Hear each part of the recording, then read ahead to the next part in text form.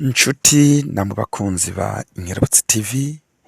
mwama muriko muradukurikirana, turabaramukije tubipfuriza amahoro y'Uwiteka, Imana yo mushobora vyose, Allah yaturinze tukaba dusubiye kumvikana twese tukiri mu mwuka w'abazima, nihabwe icubahiro.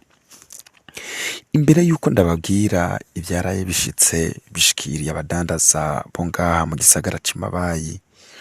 mu nkundire gato mbanze nsabe uwutaraba umunywanyi wacu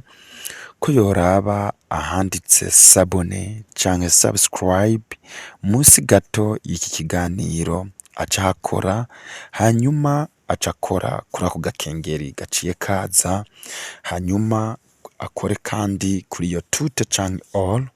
kugira azoje ashikirwa n'ibiganiro vyacu vyose twama dushikiriza kuri urubuga rwacu ariko rwanyu Inkerebutsi TV vyoroshe kandi atakigoranye.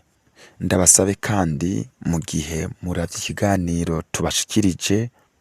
biba vyiza cane iyo mugisangije inshuti n'abagenzi banyu, mu gufyonda aho handitse partage canke share bivanye n'ururimi telefone yawe irimwo, muce mukora kandi aho handitse j'aime canke like,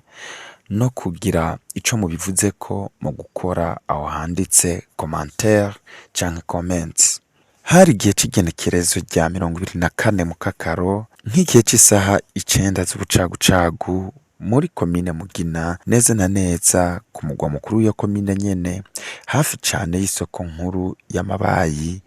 aho umuriro gushika iyi saha tuvugana utaramenyekana ico wavuyeko, waduka ku mazu y'idandarizo abenshi basanze bita amakioske. Ayo makioske rero yaratonze umurongo kw'ibarabara uri kuva i Bujumbura uja mw'isoko nkuru y'Amabayi, mu kuboko kw'uburyo urenganya amazu asanzwe yubakishije amatafari, haca hakurikira rero ayo makioske yarasanzwe yubakishije amwe n'imbaho, ayandi n'ivyuma benshi basanze bita tôle métallique. Izo kioske rero nk'uko twabibwiwe n'abari bari ngaho, batubwiye ko zari zegeranye kandi zikaba zarimwo ibintu vyinshi cane gose, izo zose zikaba zahiriye rimwe kandi akaba ata kintu na kimwe bashoboye kurokora. Nk'uko abari aho nyene babandanije babitubwira, ngo hari nk'igihe c'isaha 9 z'ubucagucagu, abenegihugu bari bari hafi yaho ngo bagiye babona umwotsi ufumbuka hejuru y'ayo makioske, niko kuhashika baca basanga n'umuriro uriko uraka kuri izo kioske, baca barondera ukuntu boronka amazi yo kuzimisha uwo muriro, ariko byabanje kubagora kubera ko ibikoresho vyo kuvomesha ayo mazi vyabakehaniye, barinda kuja kuvyura abantu baryamye kugira bashobore kubatiza ibikoresho bokoresha, kandi n'ahantu bashobora gukura amazi barinda gufata urugendo rutari ruto. Naho rero naho bariko bazana ayo mazi make make,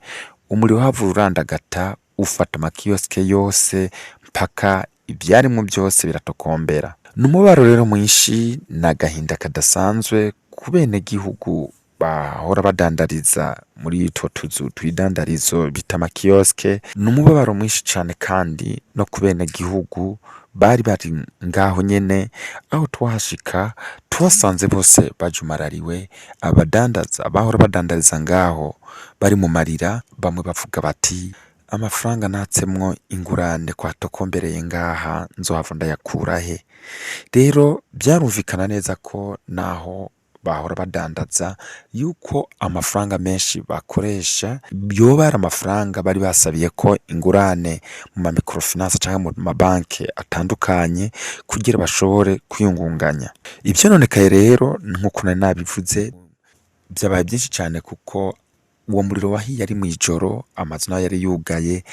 bari batanguye kuhashika barabura ukuntu babomora kugira bashobore gusohora na bikeya, byose rero bica bihirayo, kandi rwari harimwo n'urubeya runini cane, no kugira unashike mw'ikiyosike indani vyari kugorana kubera urubeya rwinshi rwariko ruraka muri izo kiyosike. Inkerebutsi TV rero irahojeje iyo miryango yarayihombeye muri ayo makiyosike, inabasabira kuhoraho Imana rugira vyose ko yosubira kubashumbusha ibindi bidandazwa vyoshobora kubafasha mu kwiyungunganya bakabandanya batunze imiryango yabo. Ntitworangiza tutabashikirije itangazo ry'ikigo c'ugwaruka c'Imabayi, Centre pour Jeunes Mabayi, aho kibatumirira gusidukana n'iyonka umunsi mukuru w'akaranga Journée culturelle wateguwe n'ico kigo nyene, uzoba igenekerezo rya 20 Nyandagaro uyu mwaka wa 2025. Turabashimiye rero mwebwe mwese mwadukurikiranye, ariko tunabasaba namwe gusabira aba bene data bahuye n'iki kibazo.